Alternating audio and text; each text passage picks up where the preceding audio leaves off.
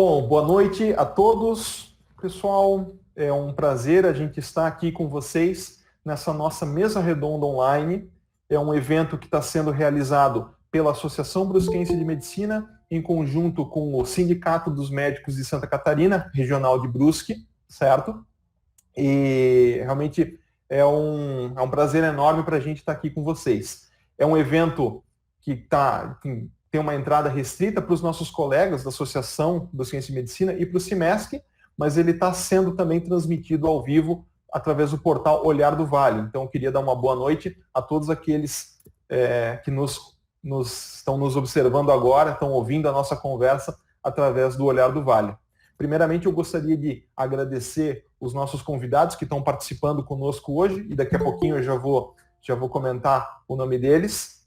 Quero agradecer também ao Rubinho e a toda a equipe técnica do CIMESC, junto com ele, sempre tão solícitos, né, e tão profissionais em ajudar a gente a desenvolver esse tipo de trabalho online, essas nossas reuniões e essa nossa transmissão para outros lugares e outras pessoas. Quero agradecer também a Fábia, que é a nossa secretária da ABM e do CIMESC, faz um trabalho, né, extremamente incalculável para nós, uma pessoa muito importante, né? Agradeço a todos os colegas que estão aqui conosco, a Rúbia, que é a nossa assessora de imprensa, ok? Então, e além disso, agradeço também ao Anderson, do portal Olhar do Vale, né, que está prontamente tá veiculando essa nossa conversa aqui para a população em geral, porque a gente acha que a gente vai trazer informações bastante importantes aqui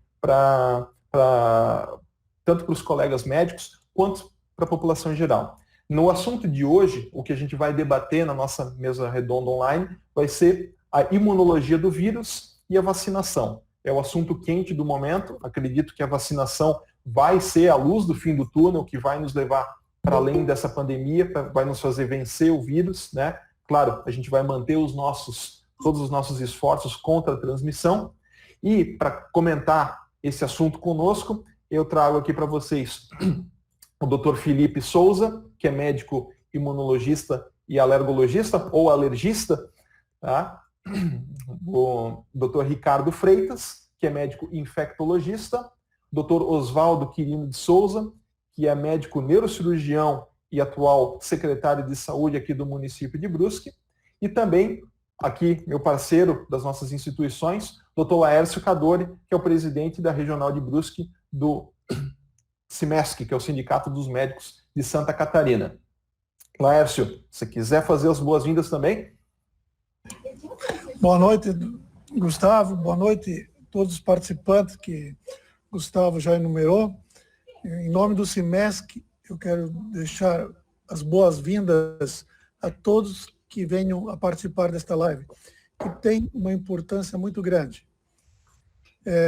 Inicialmente, para começarmos os trabalhos, eu vou passar a palavra, então, ao Felipe, doutor Felipe, que irá falar um pouco da imunopatologia deste vírus que vem assolando não só o município de Brusque, mas toda Santa Catarina, todo o Brasil, ou seja, está assolando, na realidade, todo o planeta Terra.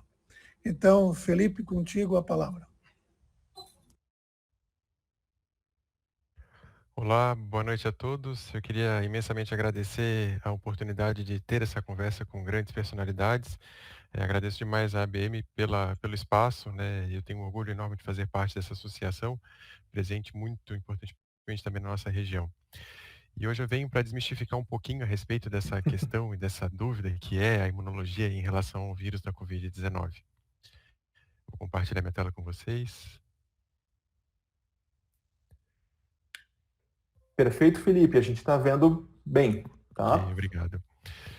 Então, está aqui o nosso grande problema desde o finalzinho de 2019, quando a gente começou a lidar com o susto que esse vírus nos trouxe. Aqui é uma representação gráfica de algo que, para muita literatura, não é nem considerado como um ser vivo.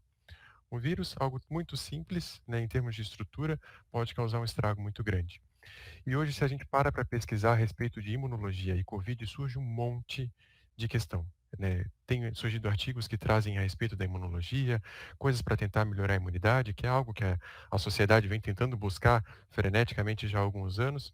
E mais recentemente, diante da pandemia da Covid-19, a gente tem dado uma atenção especial para isso, né? O que fazer para melhorar a nossa imunidade e como que o nosso sistema imunológico se comporta diante de uma infecção por um ser que não é nem um ser vivo, né? Por uma partícula como um vírus. Só lembrando um pouquinho, acho que até o Ricardo depois pode participar e complementar, obviamente com muito mais ciência do que eu, mas o SARS-CoV ele não é tão desconhecido assim como se esperava, né? Ele é o sétimo coronavírus a nos infectar.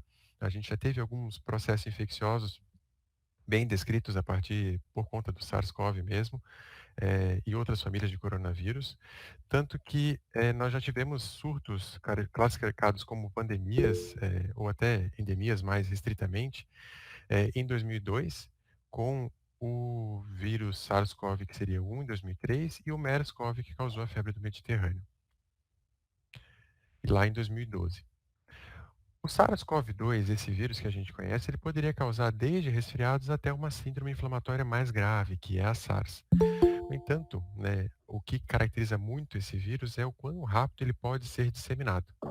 E nessa disseminação, em março de 2020, foi decretada uma pandemia por conta da rápida, né, o alastramento rápido que esse vírus se tornou presente em todo o nosso mundo.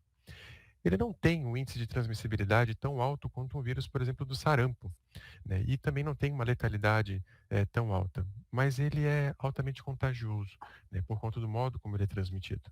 E o que deixou a gente um tanto quanto restrito, né, por conta das medidas que são necessárias, né, pelo distanciamento, e preocupado, né, tentando achar caminhos para diminuir a sua transmissão.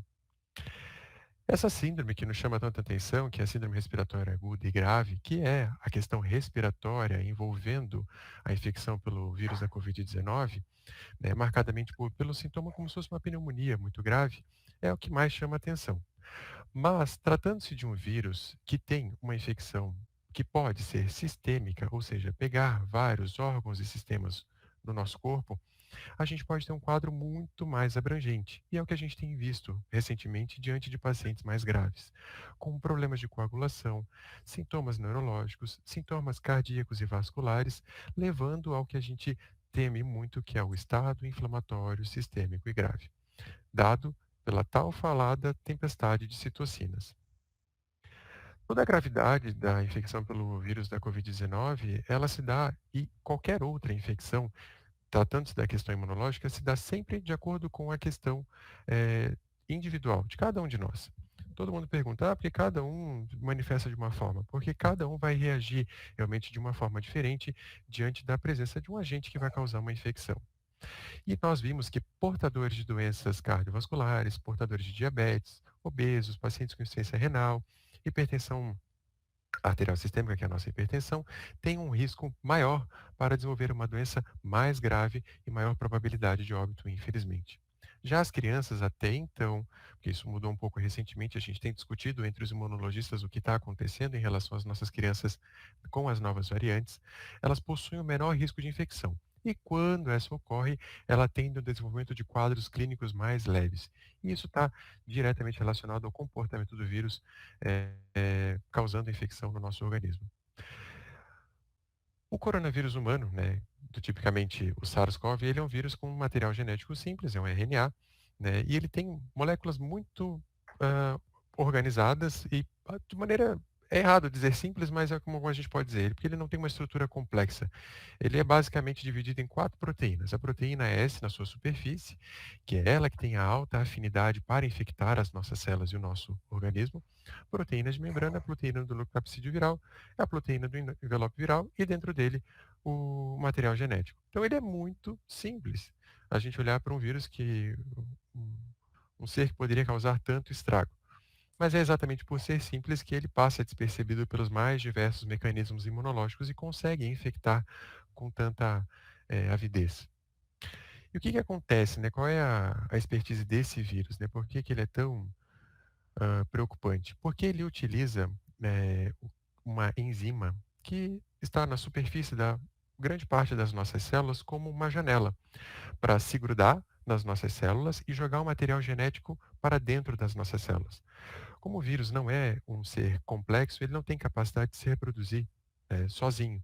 Então ele utiliza do nosso maquinário celular para conseguir se reproduzir. E aí, ele avidamente, né, e muito espertamente, ele desenvolveu uma afinidade por esse receptor que a gente tem normalmente nas nossas células, que é a enzima conversora da angiotensina 2, para estabelecer a infecção. Basicamente, ele gruda nesse receptor, abre uma janela e joga o material genético para dentro da nossa célula. E essa interação é que caracteriza o poder de infecção desse vírus. Porque esse receptor da ECA2, ele é expresso em várias células. Em células dos nossos vasos sanguíneos e dos vasos pulmonares, e também dos alvéolos pulmonares, que são os saquinhos respiratórios lá no parênquima pulmonar, na estrutura do pulmão mesmo. Em células do intestino, em células musculares, em células do coração, né, e em células renais também. Então, por isso que essa infecção pelo vírus da Covid-19, o SARS-CoV-2, tem essa tendência a causar um quadro sistêmico e bastante inflamatório, porque ele infecta diversos órgãos e sistemas ao mesmo tempo.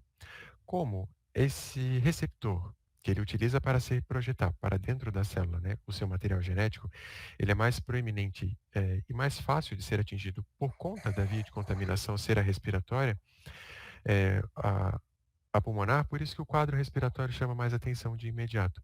Mas dependendo do padrão, né, da quantidade de vírus com que o indivíduo está se infectando, um quadro sistêmico grave pode se instalar também. E por que que as doenças, as morbidades crônicas tendem a complicar? Porque exatamente pacientes com tabagismo, né, que têm o hábito do tabagismo, pacientes diabéticos e pacientes hipertensos, têm um aumento da expressão desse receptor. Eles passam a expressar em maior quantidade esse receptor nas suas células, em qualquer um dos sistemas aqui que a gente mencionou. Então, isso deixa mais janelas disponíveis para o vírus se grudar e lançar o seu material. E outros vírus, né, cada vez mais vírus se lançarem o seu material genético para dentro das células, propiciando uma infecção maior. Por isso que são indivíduos que sofrem com um quadro mais importante também. E aqui está. Assim que o vírus estabelece essa conexão com o receptor na membrana das nossas células, ele joga o material genético lá dentro. E ao bloquear esse receptor, além dele jogar o material genético lá dentro, bloqueando esse receptor, ele desvia a ação desse receptor para um estado pró-inflamatório. Né? Esse receptor ele tem uma função ambígua, né? E ele tem uma tendência a uma estabilidade quando ele é ativado. Então, essa ativação não existe e ele passa a ficar no estado mais pró-inflamatório. Então, ele causa dois estragos, né, o vírus. Ele joga o material genético para dentro da célula, que vai usar o nosso maquinário para se reproduzir, e ao bloquear esse receptor, ele começa a manifestação inflamatória também. Quando o vírus faz isso de jogar o material genético para dentro da célula, essa célula tem alteração do seu metabolismo. Isso acontece com todas as células nos mais diversos órgãos e nossos sistemas também. A partir desse momento, essa célula infectada passa a ser reconhecida pelo sistema imunológico, ativando inicialmente os mecanismos de imunidade inata, que são muito eficazes para as infecções virais, né, por conta principalmente das células NK e das células linfóides inatas, que atuam como destruidores imediatos, assassinos naturais mesmo, de células que possam manifestar infecção por vírus. E, ao mesmo tempo, ele passa a ser apresentado para a nossa imunidade adaptativa, que vai trabalhar um conjunto de células elaboradas para produzir essencialmente anticorpos de memória e células T de memória também, que vão guardar informação na nossa biblioteca imunológica. Então, o vírus, ao mesmo tempo em que ele está bloqueando o receptor e iniciando todo o processo inflamatório, jogando o material genético para dentro das nossas células, ele desperta o nosso sistema imune. E aí começa a nossa resposta imunológica. E a partir daqui, com essa resposta imunológica, com a ação dessas células, é que é liberada a imensidão de citocinas que a gente tem. As nossas células não conversam entre si. Né? Elas estão uma do lado da outra ali, formando os nossos tecidos e órgãos, mas elas precisam de comunicadores. E essas citocinas são nada mais, nada menos do que excelentes comunicadores. E elas podem potencializar a resposta imunológica e também podem diminuir quando a resposta já deve cessar. Como esse vírus tem essa habilidade de se projetar para dentro da célula, de bloquear esse receptor, de infectar com uma alta avidez, ele dispara muito grandemente, né, e por infectar diversos órgãos, ele dispara muito intensamente, melhor dizendo, o nosso sistema imunológico em diversos locais. E isso causa uma liberação dessas citocinas de forma bastante intensa. E quando elas são ativadas de maneira intensa, são liberadas de maneira intensa, elas aumentam a resposta inflamatória. E aqui a gente tem a famosa tempestade de citocinas. Duas mais importantes, a interleucina 1 e a interleucina 6. Famosa, inclusive, porque foi alvo no início do combate da Covid-19, um alvo terapêutico, né? Diminuir a ação dessa citocina para tentar bloquear a resposta inflamatória.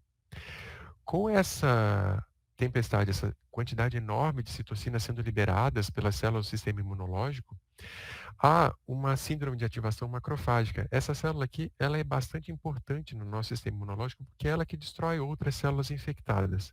Então a gente ativa muito ela e ela começa a destruir muita célula infectada que deveria ser destruída e que não deveria ser destruída de imediato, causando um dano nos nossos órgãos e tecidos muito importante.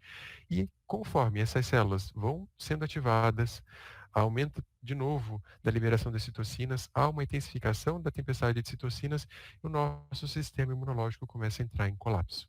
Ele libera mais citocinas e proteínas de fase inflamatória e diminui proteínas que deveriam reduzir a resposta imunológica e dizer, opa, não precisa de tanta agressividade.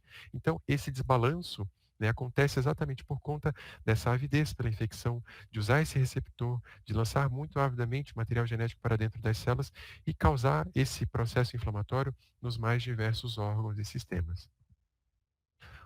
Adultos sofrem com a Covid-19 por terem mais morbimortalidades, mais morbidades, mais outras comorbidades associadas, né? E por não terem uma memória imunológica previamente pronta para combater o vírus de maneira mais eficaz. E aí não dá tempo, né, de proteger. E o que a gente viu, todos os pacientes que evoluíram de forma mais grave, né, tendenciaram mesmo a esse estado inflamatório mais crítico, né, com a tal tempestade de citocinas. No idoso, ela é um pouquinho mais complicada por conta do sistema imunológico mais deficitário. Já as crianças, elas tendem uma menor complicação, né, com um curso mais leve, até então a gente vinha observando isso, porque elas têm uma menor expressão desse receptor que o vírus usa para jogar o material genético para dentro das nossas células. E elas têm uma resposta imunológica por uma característica imune da criança mesmo, uma resposta imune inata, mais eficaz. Então ela se protege mais de uma forma mais imediatista, né, realmente destruindo as células que ela detecta como errado. E aí trabalha essa questão da memória imunológica de forma mais ávida, né? E como as crianças são menos expostas à morbidade, esse receptor fica mais fácil de ser silenciado, né? E as células, a resposta inflamatória é mais fácil de ser controlada. Aos idosos, em função de um conceito que a gente tem estudado bastante, que é o envelhecimento do sistema imunológico, a imunossenescência, que modifica de maneira geral toda a resposta imunológica, deixando o idoso mais suscetível, e por eles sofrerem com mais outras morbidades ao longo da vida, tem uma dificuldade de controlar toda essa resposta inflamatória, né? E também de lidar, né, com a infecção pelo vírus. Isso acontece de maneira em geral, né, com toda a dificuldade que eles têm também da resposta vacinal, que a gente observa e cuida muito na hora de expor o idoso à vacina, e bem como os outros patógenos. Mas dado a avidez, né, o potencial de infectar que esse vírus tem, o idoso sofreu um pouquinho mais, sim. E o grande segredo, né, na verdade, que a gente tenta desmistificar é como fazer para melhorar o sistema imunológico. A gente não tem nenhuma ferramenta mágica.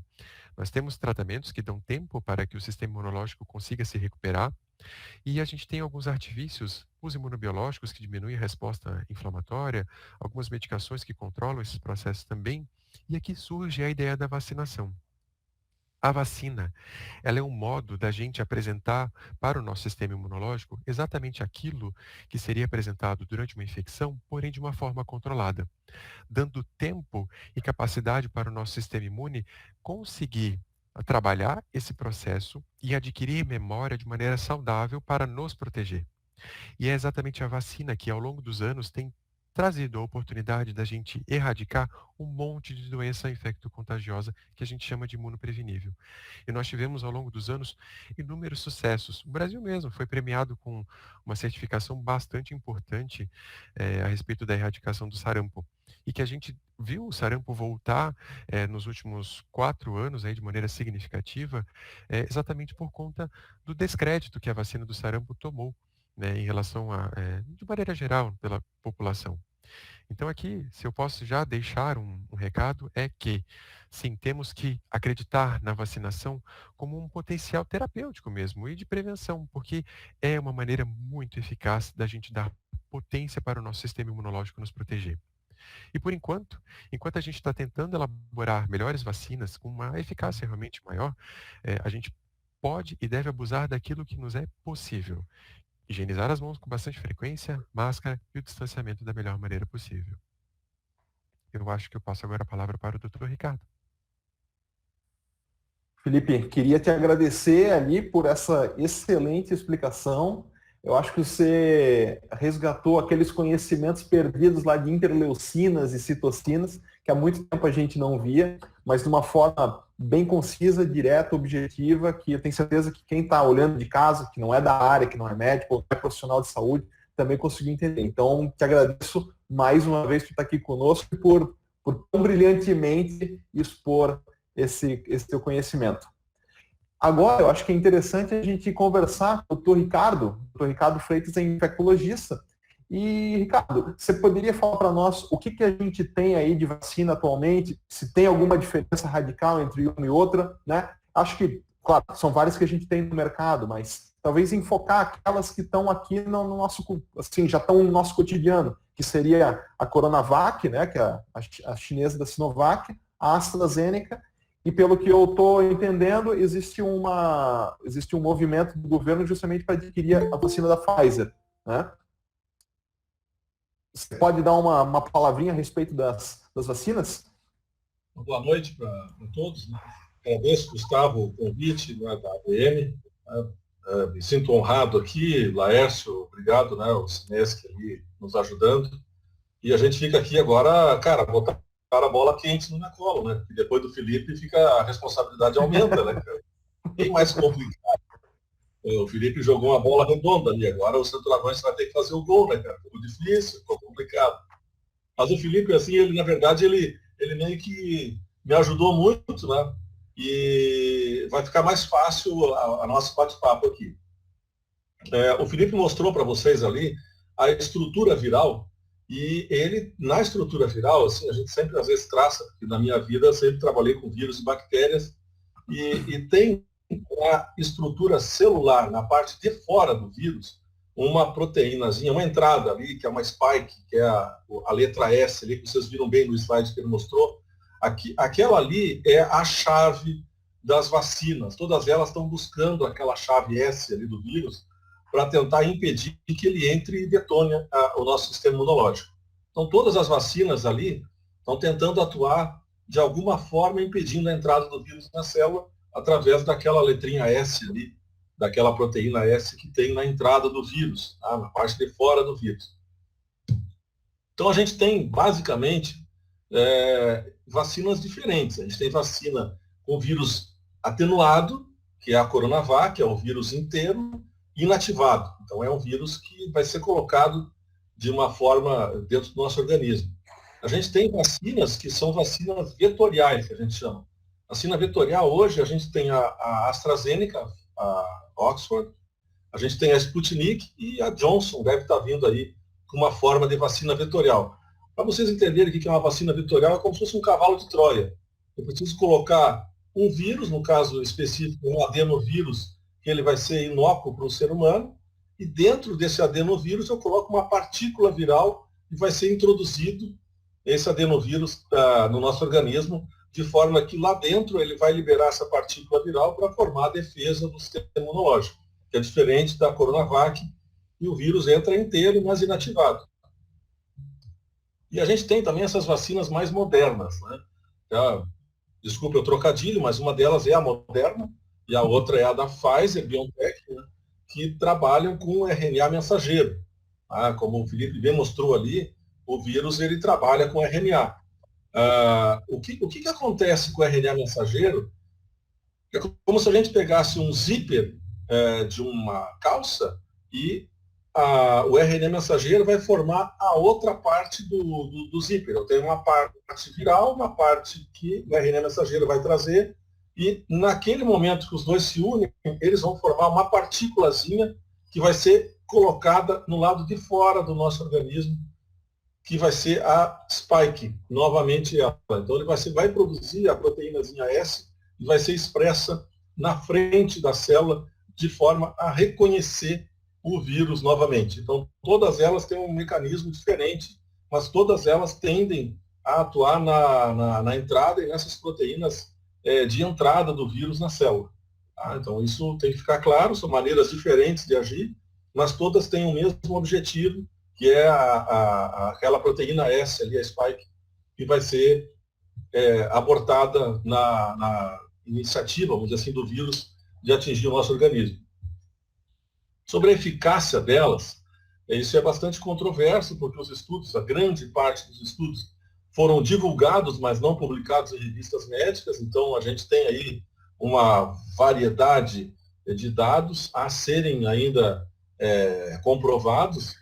A Coronavac, como foi bem falado, aqui no Brasil, ela mostrou uma eficácia em torno de 50%, né? Mas na Turquia, ela mostrou um trabalho com eficácia de 84%, mostrando uma diferença bastante grande aí da eficácia. Mas o que se percebe é que aqui no Brasil houve uma abertura para casos graves ou não tão graves assim. O que isso quer dizer? Que, no geral, eu teria 50% de eficácia da vacina, ou seja, metade da população poderia pegar, outra metade não, mais ou menos isso.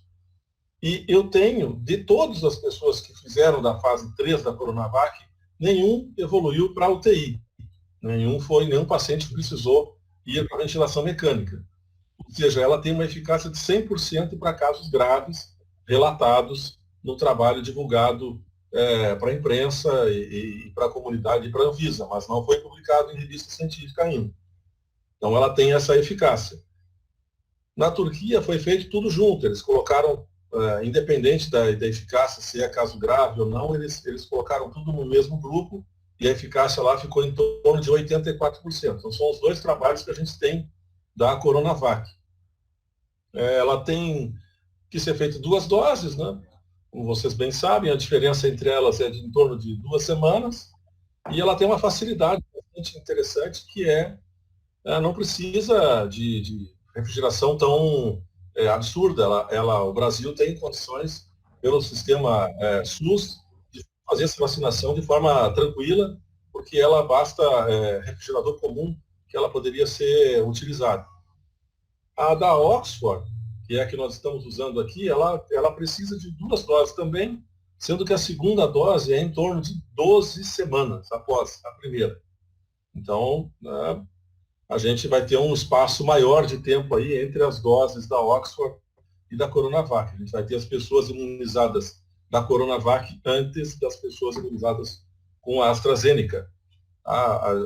O que se calcula aí, como o Felipe bem falou ali, é que a gente tem uma imunidade, vamos dizer assim, em torno de 15 dias após a segunda dose da vacina. Então, eu precisaria ter as 2 doses efetivas e após 15 dias eu poderia dizer que eu estou dentro do trabalho científico publicado daquele percentual a que se propõe aquela vacina. Já a vacina da Pfizer, que é a vacina por RNA mensageira, como eu falei ali, que ela entra lá no RNA e produz a partículazinha que joga para a célula, essa vacina precisa de um armazenamento que começou com 70 negativo, hoje está em torno de 25, mas ela pode ser utilizada em refrigeração normal por até 5 dias. Então, ela tem a logística dela um pouquinho mais complicada, mas pode ser feita.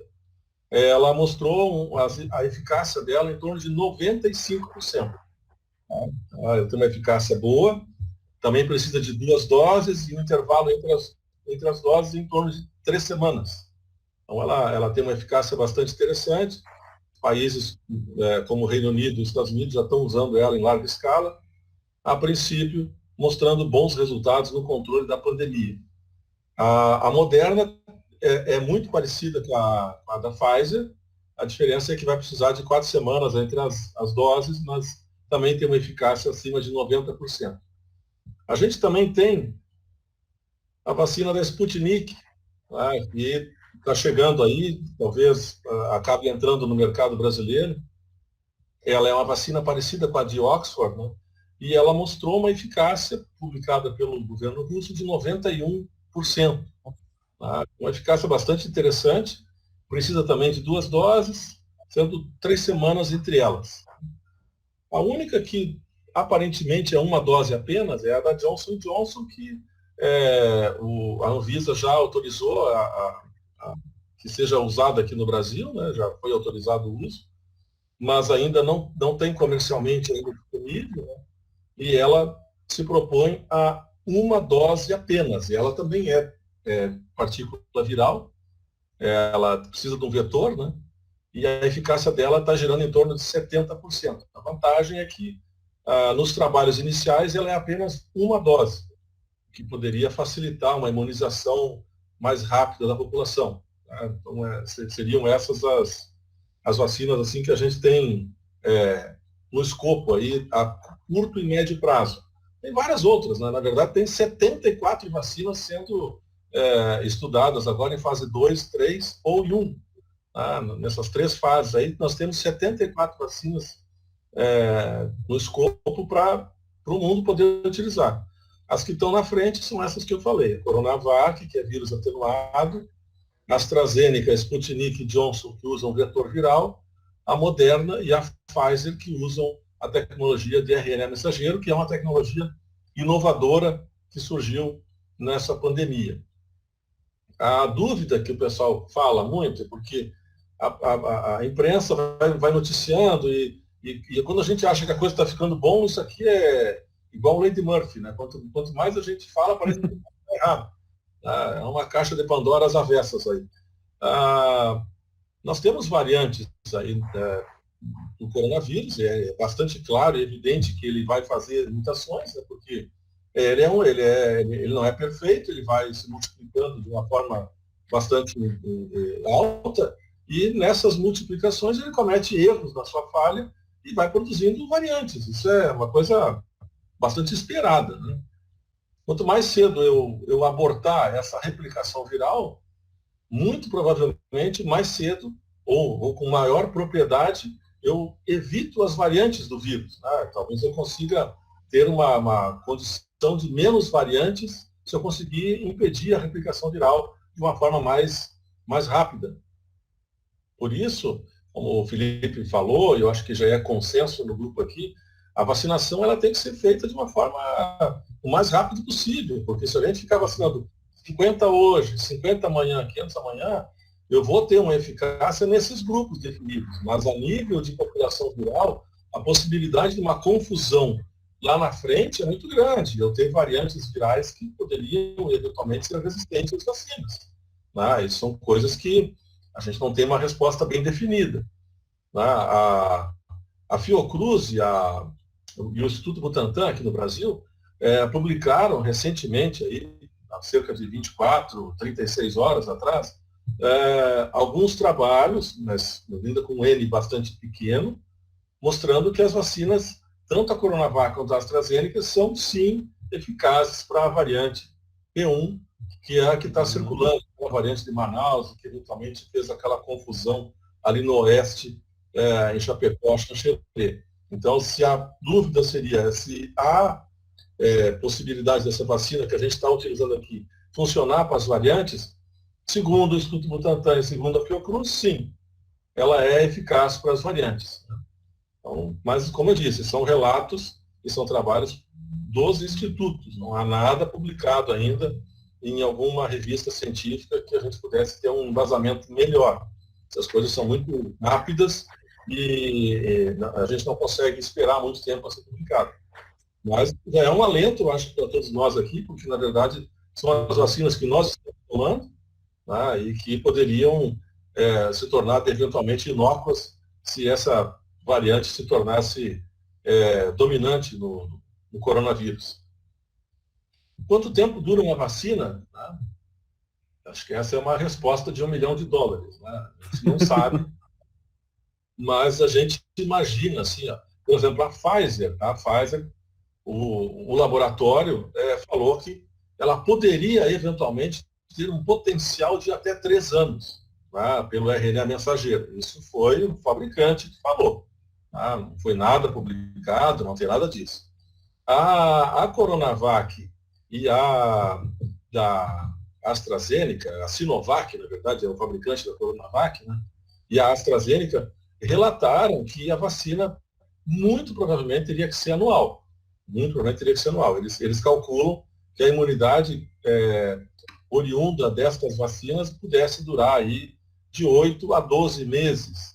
Mas isso ainda é muito cedo, não há nada comprovado, são apenas relatos dos fabricantes. Tá? Relatos dos fabricantes. Então, das vacinas que nós temos, Oxford e Sinovac, se calcula, neste momento, 1 ano para se revacinar a população. As de RNA mensageiro, o fabricante falou até 3 anos, mas isso ainda é fosfórico, não dá para a gente ter certeza. Quem já tomou a vacina, por exemplo, da Coronavac, às vezes o pessoal pergunta, eu posso tomar a da Pfizer e a da AstraZeneca, como é que eu faço? Né? Tomar todas ao mesmo tempo, para ficar imune. Tem aquele que é enlouquecido, quer pegar os 2 braços lá e fazer as 2 ao mesmo tempo. Não há trabalho na literatura que recomende isso. Então, a orientação nesse momento é não intercambiar vacina de Oxford com a vacina da Sinovac. Então, não deveria ser feito esse intercâmbio. Quem fez uma, abraça aquela ali e tudo, a vida segue. Né? Quando vier a da Pfizer, a gente não sabe ainda como é essa intercambiabilidade do RNA mensageiro com as outras, né? Porque, como eu já falei no começo ali, o Felipe explicou bem, todas atuam mais ou menos no mesmo local. Né? Então, é como se você tomasse 2 antibióticos que agissem na mesma parte da bactéria. Não sei até que ponto isso seria sinérgico, né? Mas é uma coisa ainda duvidosa, a gente não sabe. Então, a orientação é não tomar. Nesse momento, não tomar. Quem vai tomar uma vacina, se agarra com aquela ali e vida que segue. Talvez ano que vem, ok, vai lá e toma outra, com outra tecnologia, que talvez a gente vai ter, certamente vai ter imunizantes melhores, né? Isso é uma coisa bastante clara. A própria AstraZeneca já sinalizou que talvez pudesse fazer um aditivo. Né? Falando isso como que nem o Oswaldo, agora eu estou falando como a prefeitura, vai fazer um aditivo na vacina. Vai fazer uma vacina com um plus específico para as variantes. Né? Mas isso é, por enquanto, ainda teórico, não é nada efetivo. Tá? Ela sinalizou que pudesse fazer uma vacina mais efetiva na próxima leva. Ok. Quem já teve Covid toma vacina? Então, essa também é uma outra dúvida. Né? Se a gente pensar assim do ponto de vista estratégico, né, de saúde pública, há vários comentários dizendo o seguinte: como eu tenho falta de vacina, a gente poderia contar como a infecção primária como a primeira dose da vacina e fazer apenas uma dose da vacina, das vacinas que precisam 2 doses. Seria, a vacina seria como se fosse a segunda dose. Então, isso falando de saúde pública, né? Para vacinar o maior número de pessoas o mais rápido possível. Isso são comentários, mas isso não virou prática. Na prática, quem teve Covid ou não teve Covid vai entrar no mesmo rol das 2 doses de vacina e vida que segue, porque os trabalhos que liberaram o uso das vacinas não pontuaram isso. Então, se não pontuaram especificamente, se coloca todo mundo no mesmo rol e vamos vacinar todo mundo. Se houver, aí são ideias, né? Estou falando aqui de ideias de saúde pública, se houvesse uma falta de vacinas, uma necessidade premente de vacinar um número muito grande de pessoas, talvez quem já tivesse tido o Covid recebesse apenas uma dose de vacina. Mas isso é teórico. Tá? Então, como eu digo para vocês, assim, o que a gente fala hoje numa live, daqui a 15 dias pode ser totalmente obsoleto e uma desgraça. Vamos dizer, meu Deus. E ainda estão gravando, né? Porque é pior, né? Aí, tá lá, ele falou. Mas é assim, a medicina é assim, né? E durante uma pandemia é muito mais, né? O conhecimento, ele é muito rápido, né? Então, mas são alternativas possíveis dentro do ponto de vista de saúde pública, estamos falando, né? Estamos falando de saúde pública. Em relação à segurança das vacinas, né? Eu sempre digo assim, cara, eu não estou muito preocupado com a questão de segurança de vacina. Acho que se a vacina chegou na fase 3 e foi liberada, e a gente conhece mais ou menos o mecanismo, exceto o da Pfizer, que é RNA mensageiro, são vacinas bastante seguras, né? Vai dar BO? Vai, mas até a BCG dá BO. Por exemplo, quando eu entendo criança lá que tem alguma reação vacinal do BCG, mas ninguém discute a BCG como uma terapia excelente de reduzir a mortalidade da criança de tudo quanto é tuberculose, né? E todo mundo faz, não se discute isso. Então, as vacinas, neste ponto, são bastante seguras, né? E nós estamos, como eu digo, nós estamos em guerra, né? E quando ele está em guerra, cara, se derem um fuzil que a gente tem que carregar com pólvora, nós vamos ter que ir, vamos ter que ir.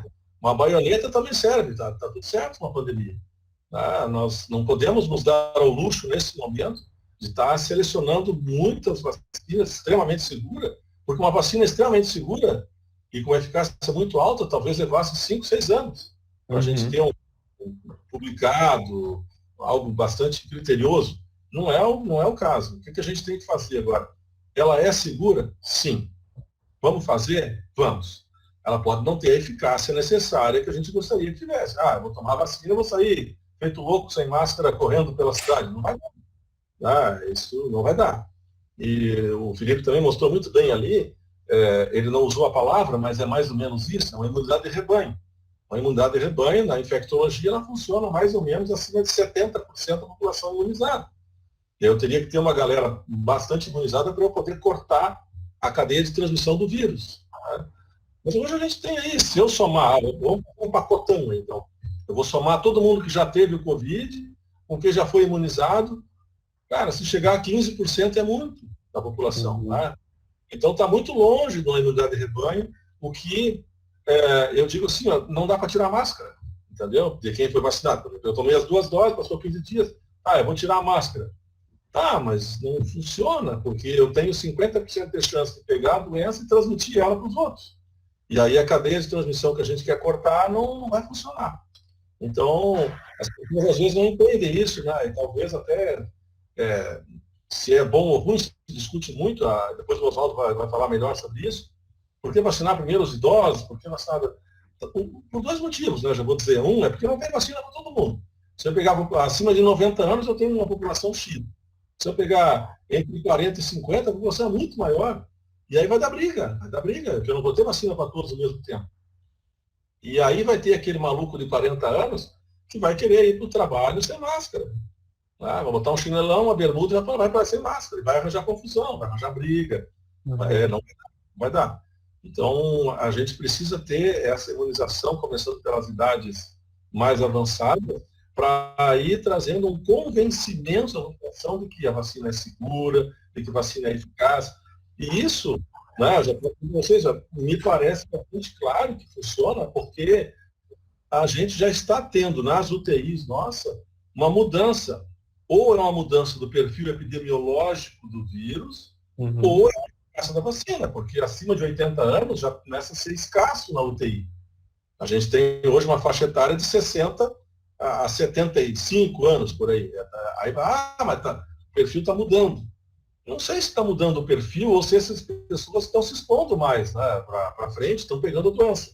E aquelas de 80 para frente, ou o vírus já esgotou elas, já chegou na imunidade de rebanho para aquela faixa etária, ou a vacina de fato funcionou. Mas é fato que as nossas UTIs hoje não são cheias de pessoas acima de 80 anos. É eventual. A maioria hoje está ali, faixa dos 60 aos 70 anos.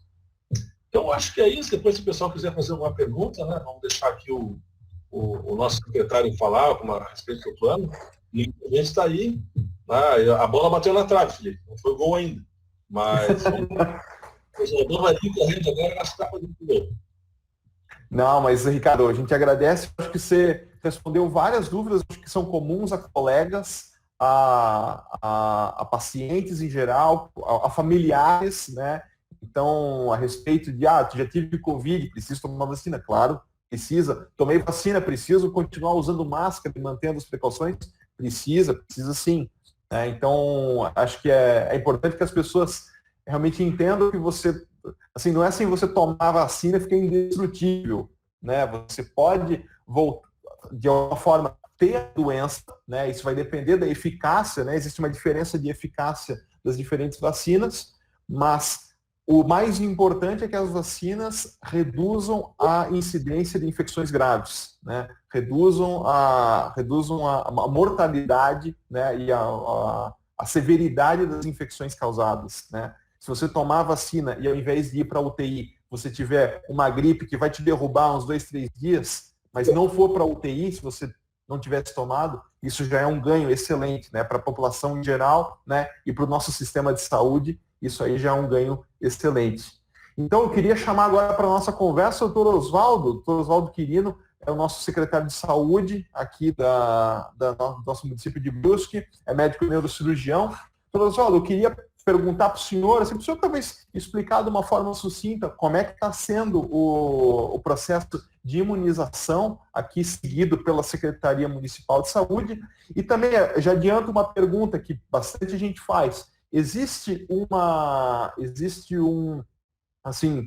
ideia de se trazer vacina para iniciativa privada ou eventualmente um convênio entre municípios para adquirirem diretamente a vacina, porque acredito que atualmente está tudo concentrado no governo federal, né? Então, gostaria que o senhor desse uma palavrinha conosco a respeito disso.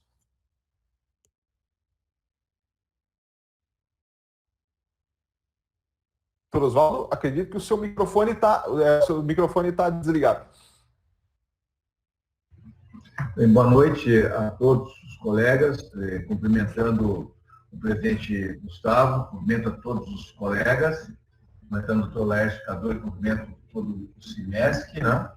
E cumprimento meus 2 colegas de colóquio, o doutor Felipe, que brilhantemente já fez sua explanação, o doutor Ricardo, nosso amigo e também colaborador na Secretaria de Saúde. E em nome do prefeito Arivec, eu agradeço o convite e também em nome da professora Rosemarie Gladys, reitora da Unifeb, a qual eu represento, também agradeço o convite por estar nesta noite junto com esta importante sociedade que é a ABM. Bem, coube a mim falar um pouco sobre a parte envolvendo a política pública, né? Mas antes de mais nada, eu gostaria de agradecer essa iniciativa, porque vemos um pouco de luz, um pouco de ciência no meio de tanta confusão, né, que vem tomando o nosso meio, e vejo que nós, médicos, seremos grandes perdedores dessa batalha, além de toda a população, porque a ciência foi jogada no chinelo, né, foi jogada nas cordas, praticamente na lona, e há vários motivos para isso, compreendemos, mas sabemos que há um grande desequilíbrio na sociedade, um desequilíbrio, além de físico, psicológico também, e que, infelizmente, atingiu a todos nós, médicos, que nos deixamos influenciar por grandes ondas obscurantistas, né? Perdemos muito com a ciência, e hoje o doutor Felipe deu uma grande aula, o doutor Ricardo também uma grande explanação, que traz um pouco de luz novamente a este debate, né? Como o Ricardo falou, estamos numa guerra e a gente sabe que numa guerra o primeiro a tombar é a verdade, né? E vemos que a verdade tombou. A verdade tombou e, lamentavelmente, tomou conta de muitos colegas médicos, né, que se deixaram levar. Hoje eu tive a infelicidade de encontrar uma pessoa que vinha com uma receita, assim, das mais variadas coisas possíveis dentro dessa receita, né? E eu tenho observado vários colegas, assim, prescrevendo remédios, e falando e advogando, né? Coisa impensável há um ano atrás, né? Colegas de muitas especialidades, né? Que outrora, num caso tipicamente viral, ouviriam a opinião de especialistas, hoje se tornaram especialistas também na pandemia. Isso mostra um grande desequilíbrio, né? Não só na população em geral, mas que infelizmente também atingiu a classe média, né? E a classe médica, né? Não vamos entrar nessa seara, nesse debate, quem é a favor do quê, mas a gente só tem a lamentar que vamos perder muito para recuperar o prestígio que o médico tinha, né? Já se ouve mais falar em ciência, em pesquisa, em debates, né? Hoje só se ouve falar em algumas coisas, em tratamento disso e daquilo, e se perdeu por aí, né, nesse debate estéril, absolutamente infrutífero, né, na minha humilde opinião. Não estou aqui para fazer juízo de valor de quem quer que seja, só manifestando, né, nessa posição que estou hoje de gestor, né, da saúde, esse fato lamentável que a gente tem observado e que tem repercutido sobre nós, na Secretaria, com uma grande pressão de todos os lados, né?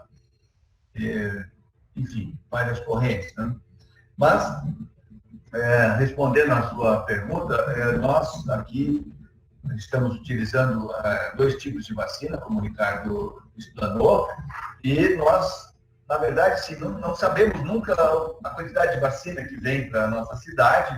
A gente fica sabendo no dia, a regional liga, tem 800 doses aqui, que é o quantitativo de Brusque, a Brusque desloca o pessoal para ir buscar, traz, armazena, refrigera e no dia seguinte já procede a imunização, né?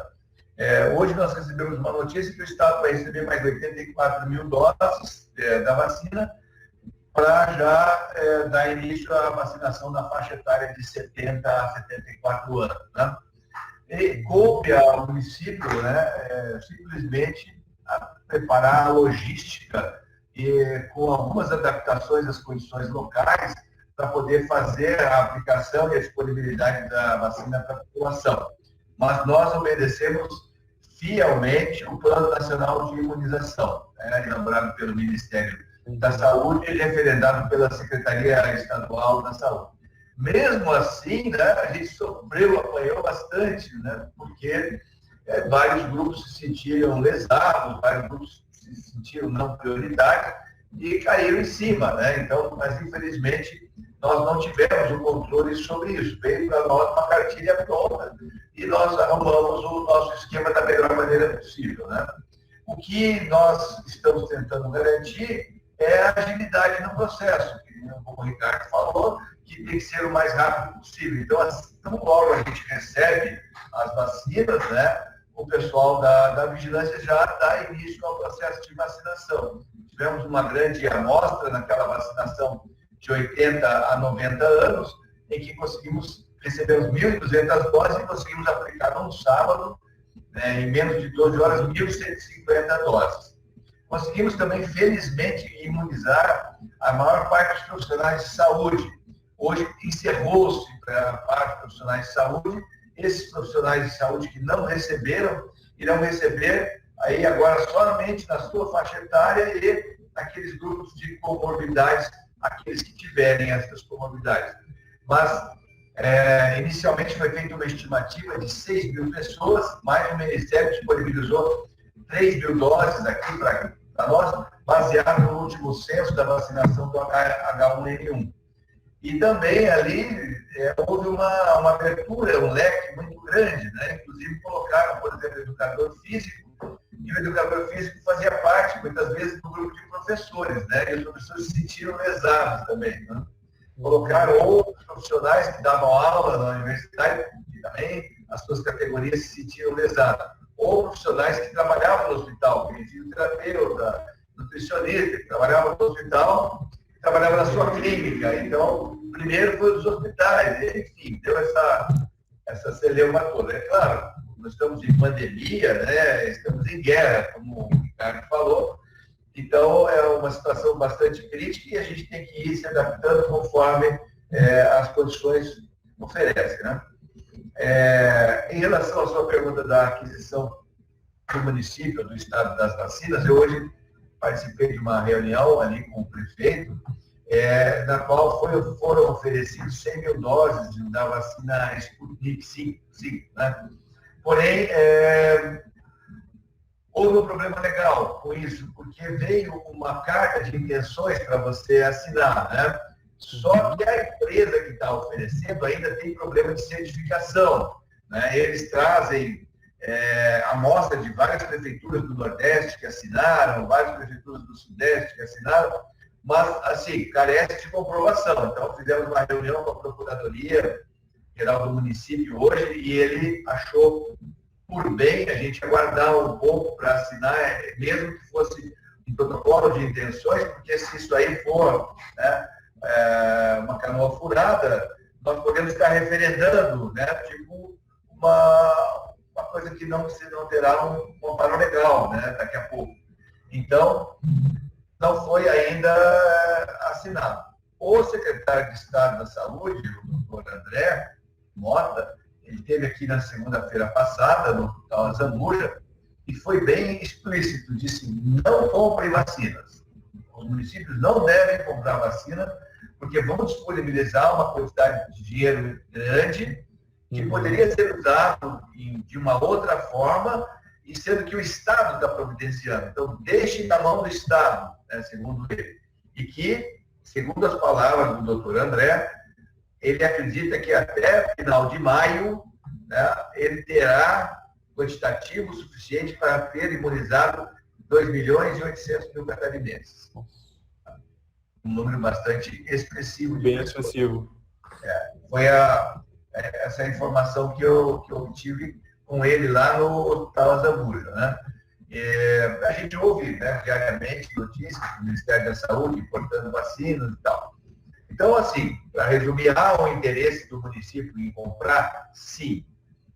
Há muita especulação, porque a informação chega, assim, na minha pessoa, de vários canais, de várias pessoas, de vários intermediários, né? Claro, queriam surgir intermediários mesmo, né?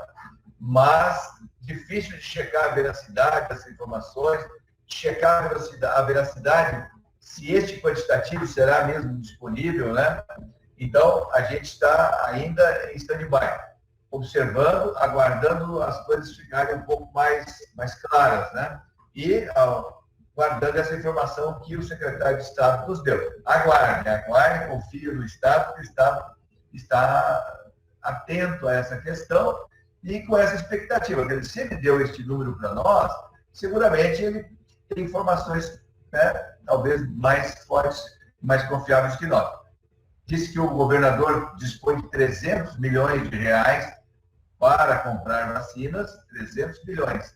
Isso daria perfeitamente para quase 3 milhões de doses de vacina, né? Dessas que fossem as mais caras. Então, estamos nessa situação.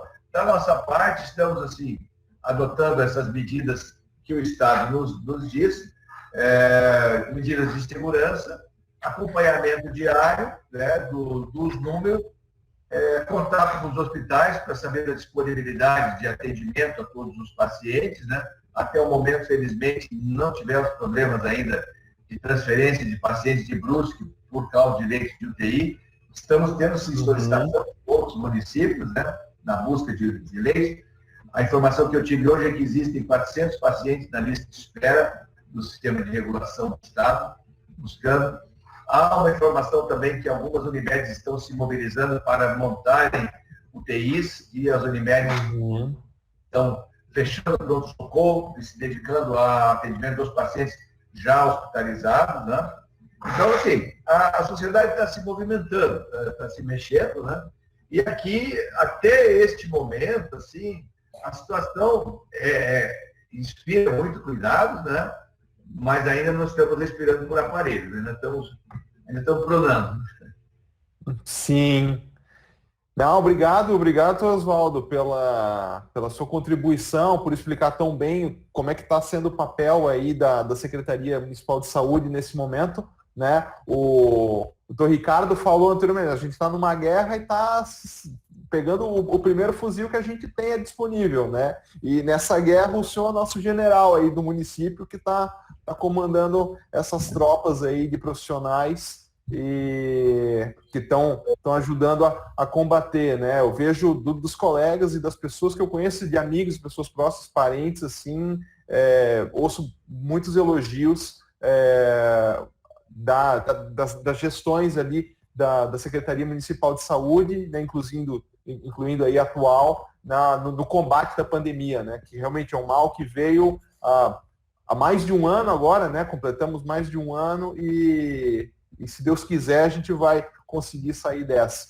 Se me permite, né, peguei a pandemia agora, né, andando, mas felizmente o doutor Humberto fez um excelente trabalho na gestão anterior, deixou o campo muito bem preparado, deixou uma equipe na Secretaria de Saúde muito bem preparada, pessoas muito comprometidas, né, que não foram trocados, né, nós herdamos felizmente toda a equipe montada pelo doutor Humberto. Nós só temos a agradecer a ele ao grande trabalho que ele nos fez para o município e nos deixou, facilitou demais a minha entrada ali, que não houve essa solução de continuidade, então, né? E, assim, eu aproveito esse espaço, Gustavo, que estamos aqui médicos, para realmente solicitar o apoio dos colegas, assim, no sentido da divulgação das informações, no combate às fake news, assim, que tem graça pelo município, que servem a todo momento, né? E que um apelo, né? Retomemos a consciência, acreditemos na ciência, né? É tão bonito ver o exemplo que o doutor Felipe nos trouxe, essa aula maravilhosa, mostrando toda a fisiopatogenia da doença, ver o doutor Ricardo explicar tão bem o mecanismo científico de elaboração das vacinas, né? Então, nós não podemos cair no canto da sereia, na política fácil, né? Rasteira, pedestre, que querem nos imputar hoje, em que aquela conversa de botequim, que era para ter lá tomando uma cerveja, ganha corpo na internet e tentam nos emparedar a todo momento, sabe? Impondo condutas para nós e que nós, muitas vezes, nos calamos, sabe? Então, que nós possamos nos defender disso e reafirmar a nossa fé, porque só a ciência pode nos redimir. Só a ciência irá nos perdoar se nós estivermos errados. Se nós estivermos errados, a ciência nos perdoará. Por quê? Porque nos agarramos a ela. Eu mesmo, como médico, na década de 90, adorava operar aneurisma. Achava que o tratamento do aneurisma cerebral era cirúrgico. Hoje, quando eu vejo um aneurisma, eu fico arrepiado. Por quê? Porque tem a endovascular para tratar. Eu acreditava na ciência, eu fazia o que era o melhor, né? Então, eu faço um apelo à nossa sociedade médica que nós não nos desgarremos da ciência. Nos apeguemos a ela, porque somente ela, vou repetir, né? Somente ela irá nos redimir, somente ela irá nos perdoar se nós estivermos, em algum momento, pecando em alguma dessas fases de toda a nossa conduta. Tá? Eu agradeço mais uma vez este espaço aí, generoso que você nos cedeu, falar para uma plateia de grande prestígio, como é a Sociedade Médica Brusquense, né? É sempre uma honra, e também colocar, né, a Secretaria Municipal de Saúde à disposição de todos vocês. Estamos lá abertos para conversar, para ouvir, para acatarmos sugestões, né, bem-vindas, e para ouvirmos críticas construtivas que possam ajudar a gente a vencer, né, esta quadra tão difícil da vida nacional e da vida mundial. Obrigado. Oswaldo, obrigado pelas palavras, né? Você sabe que... Oi, desculpe? Não, é só, depois pode terminar, só quero dar uma última falada aqui. Coisa rápida. Ah, com certeza. Bom, só vou terminar de agradecer aí ao doutor Oswaldo pelas palavras e, claro, você sabe que a ABM, o CIMESC aqui e os colegas, todos os colegas da cidade também estão sempre à disposição para fazer o nosso melhor pelos pacientes, o melhor pela nossa saúde da nossa tão querida cidade, né? Então, você sempre pode contar conosco. Ricardo, te passo a palavra aí mais uma vez. Só para finalizar, né? Eu digo que o Oswaldo é um gentleman, né? E aí é um prazer trabalhar com ele na secretaria ali. E agora eu fiquei assim, ó, emocionado com o time que está aqui. É um grande prazer a gente estar com essa equipe aqui. Mas aí o Felipe tocou num assunto no começo lá que eu acho que eu queria finalizar aqui com isso. Ele colocou lá que a letalidade do vírus é 2,2%. Não é isso? Então, numa cidade como Brusque, a gente esperaria 3.080 pessoas em óbito, numa letalidade em cima de 140 mil pessoas. Ou seja, nós temos que lutar para salvar 3.080 pessoas. A nossa taxa de letalidade atual no município ela está em 0,8%. Tá? Com os números de óbito de hoje, 151 óbitos, a nossa taxa de letalidade é 0,8%. Se nós continuarmos com 0,8%, nós vamos esgotar a população com 1.120 mortos. Nós não vamos chegar a 3.000, vamos chegar a 1.120. Então, a nossa luta como médico, a nossa luta como gestor, é evitar 1.000 mortes até o fim da pandemia, porque nós já temos 150. Então, para fechar o 0,8, são 1.150. Nós temos que salvar 1.000 pessoas. Esse é o nosso objetivo, é para isso que nós estamos lutando no município, e eu acho que no Brasil cada um faz a sua parte. Então, Oswaldo, Gustavo, Laércio, né, que estão representando aqui, nós estamos aqui lutando para salvar no mínimo 1.000 pessoas em Brusque. E nós vamos lá, nós vamos atrás disso aí. Oswaldo, obrigado, sou teu parceiro aí, estamos juntos. Gustavo, obrigado pelo momento, né, Laércio, eu estou à disposição do Simesc também. Felipe, show de bola a tua aula, estou te devendo uma. Obrigado. Valeu, gente. Imagina, Ricardo, a gente que agradece, eu acho que foi muito, muito esclarecedor. A gente tem uma grande quantidade de colegas que veio aí presenciar ao vivo, tem bastante gente que está nos vendo aí através do Olhar do Vale.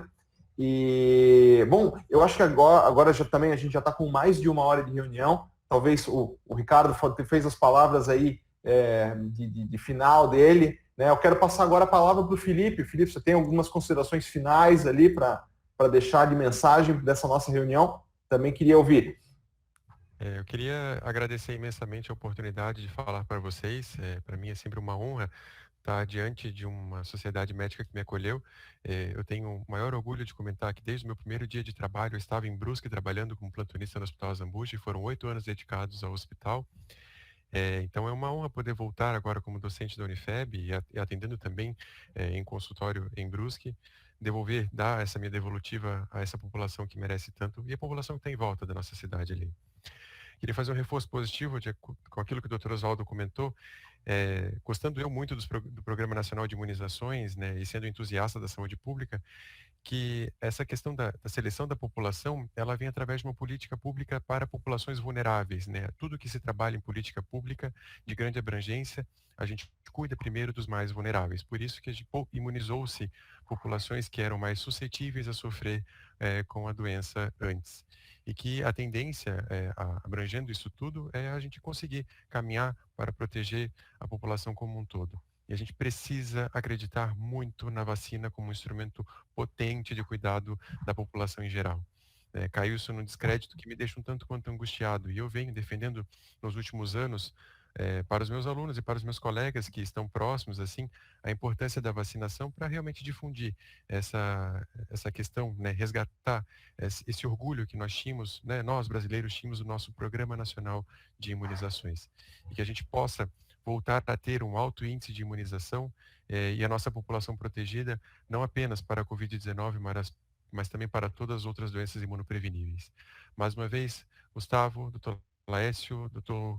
Pascoaloto, Dr. Oswaldo, Dr. Ricardo, muito, muito obrigado pela oportunidade. Eu sou muito grato por mais uma vez participar e fico sempre à disposição para estar aqui com vocês. Um grande abraço a todos que nos ouviram também. Obrigado, Felipe. Obrigado. Queria passar a palavra ao Dr. Oswaldo. Dr. Oswaldo, você tem alguma consideração final ali para os nossos ouvintes, nossos colegas? Bem, só gostaria de agradecer esse generoso espaço que você nos deu. Pedir que você convoque mais essas reuniões como líder da classe médica em Brusque, né? Agradecer o apoio de todos os colegas, Dr. Laércio Cadori como presidente do Simesc, né?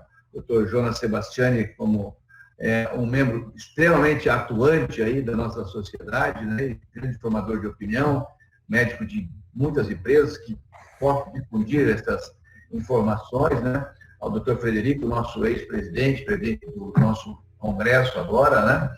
E deixar um abraço carinhoso a todos os meus colegas médicos, que eu tenho muita amizade com todos, praticamente. Hoje, talvez, já sejam veteranos da medicina em Brusque, né? E agradecer o apoio que tenho recebido aí na secretaria, a confiança que depositaram na minha pessoa, referendando o meu nome também, né? E, enfim, colocar a secretaria à disposição e deixar para vocês uma mensagem assim, tenham fé, nós vamos sair dessa, mas temos que sair de pé, né? Temos que sair das cordas, nós estamos apanhando muito como médicos, né? Retomar o nosso papel proativo, o nosso papel de protagonista, nós somos protagonistas dessa cena, né, de combate ao coronavírus, não podemos aceitar que nos releguem ao papel de meros espectadores ou meros ouvintes, né? Ou coparticipantes em que as pessoas vêm hoje dividir informação com a gente, informação adquirida no Google, no WhatsApp, em grupos assim, né? Que nós possamos nos defender, né? E como é que nós vamos nos defender? Acreditando, assumindo o nosso papel como médico, né? E como médicos especialistas, respeitando o outro colega especialista, né? Nós somos especialistas em cada área. Nós temos um especialista, nós temos o doutor Felipe, nós temos o doutor Ricardo. Vamos chamar para ouvir essas pessoas, né? Eu não posso, como neurocirurgião, sair fazendo uma prescrição para tratamento de coronavírus, né? Eu tenho que ouvir as pessoas que são realmente. Então, nesse sentido, gostaria de conclamar a classe médica para novamente assumirmos esse nosso papel, esse nosso protagonismo, essa nossa importância, né? Na cena médica, na cena política que o momento exige, e que tenhamos, todos nós, né? Solidariedade e empatia, e tenhamos misericórdia para que possamos atuar em busca, né, da qualidade de vida das pessoas, resgatar essa autoestima e não nos deixemos abater no nosso moral. Né? Eu sempre digo para todo mundo assim, o doente tem direito de descompensar. Nós, médicos, perdemos esse direito. Nós temos que manter o equilíbrio, mantermos a razão, a civilidade, a urbanidade e o respeito entre nós também. Né? Que em muitos momentos a gente vê que talvez em função, né, de toda essa confusão, nós também estejamos perdendo o respeito entre nós. E isso nós nunca podemos deixar acabar. Nós fomos uma classe muito privilegiada, porque conseguimos atingir um nível de erudição o suficiente para podermos entender, né, todos esses momentos de dificuldade pelo qual nós estamos passando de uma maneira equilibrada, né? De uma maneira tranquila, serena, mantendo acima de tudo o respeito. Então, nesse sentido, eu peço perdão, né, se falei um pouco a mais, mas podem ter certeza que o meu bem-querer pela classe médica é enorme, o meu respeito por todos é muito grande, e o meu respeito pelos pacientes é extremamente grande também, né, e eu estou aqui para contribuir. Espero dar o meu melhor, não sei se vou conseguir, mas tenho o meu compromisso que eu estou tentando fazer o meu melhor. Então, um grande abraço, obrigado pelo convite e fico sempre à disposição. Muito obrigado, doutor Oswaldo. Muito obrigado. Doutor Laércio, quer dar sua mensagem também? Sim. Bom, estamos diante de uma virose. Aqui vem, eu quero deixar bem dito, a importância do sistema imunológico estar pelo menos 90% ativo, se não conseguirmos os 100%. E o que é estar com o sistema imunológico bem? Aí o Felipe, depois vou querer que ele faça mais uma palavrinha depois das minhas colocações. Você tem que estar bem de cabeça, sua saúde mental. Você não pode estar estressado com alguma preocupação, algum problema. Você tem que estar bem fisicamente. Você tem que estar com o teu peso normal. Aqui, doutor Oswaldo, temos que pensar na medicina como um todo, na profilaxia. Então, assim, manter o peso. Se você é diabético, manter os teus níveis de glicemia normal através do uso correto da medicação. Se você é hipertenso, trate a sua hipertensão. Tudo isso vai deixar o teu sistema imunológico mais preparado para enfrentar esta virose, né? Então, a mensagem que eu deixo aqui é que cada um cuide bem de si. E vamos aproveitar esta pandemia para fazermos uma reflexão de como nós cuidamos da nossa saúde. Muito obrigado a todos os participantes e uma boa noite em nome do CIMESC Regional Brusque. Felipe, quer complementar essa do sistema imune? Acho que é interessante. É verdade, Gustavo. O Dr. Laércio tem razão quando comenta que o nosso sistema imunológico, a gente vem aí há muitos anos tentando procurar a fórmula mágica, né? O que que eu posso fazer para dar potência para esse sistema imune? E tal qual outro sistema do nosso organismo, ele funciona exatamente de maneira equilibrada. Quanto mais saudável for a nossa vida, mais ávido e melhor ele vai funcionar.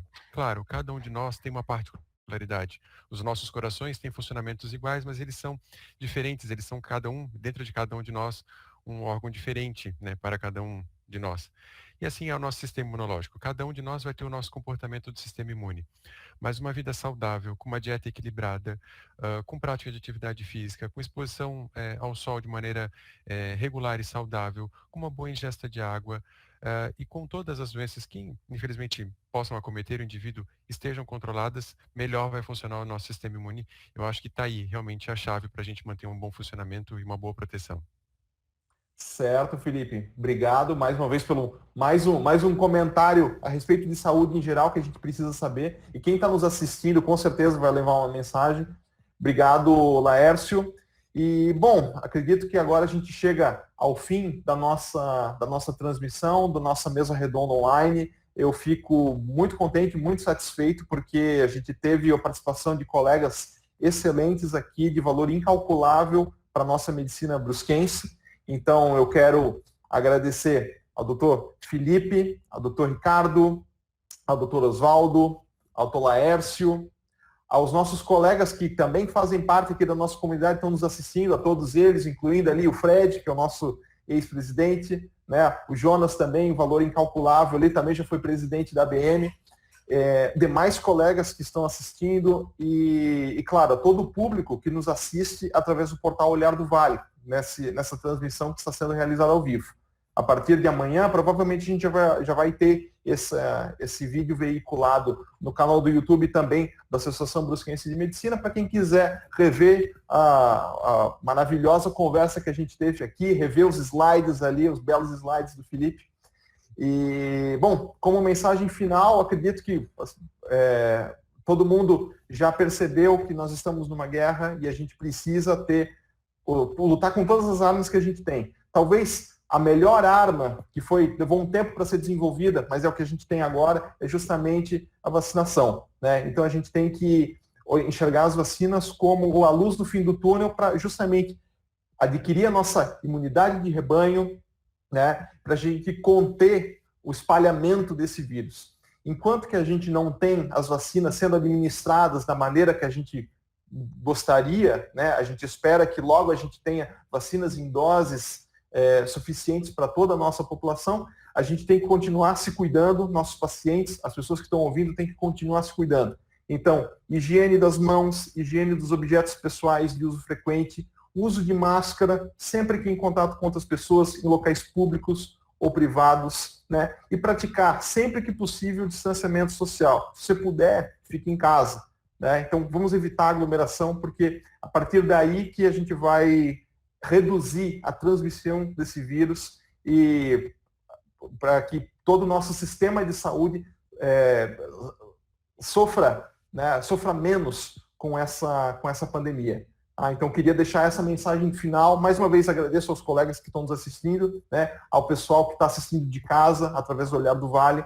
Foi muito legal a gente fazer esse tipo de experiência aqui. E o doutor Oswaldo pode ter certeza, né, que a gente vai fazer outras vezes com outros colegas comentando, porque é um assunto do momento. Como o Ricardo mesmo falou, isso tudo está gravado, mas talvez daqui a 15 dias as informações que a gente trouxe podem ser um pouco diferentes. Então a gente tem que estar sempre atualizado e sempre na frente do vírus. Certo? Pessoal, mais uma vez agradeço, uma boa noite a todos e a gente se vê na próxima.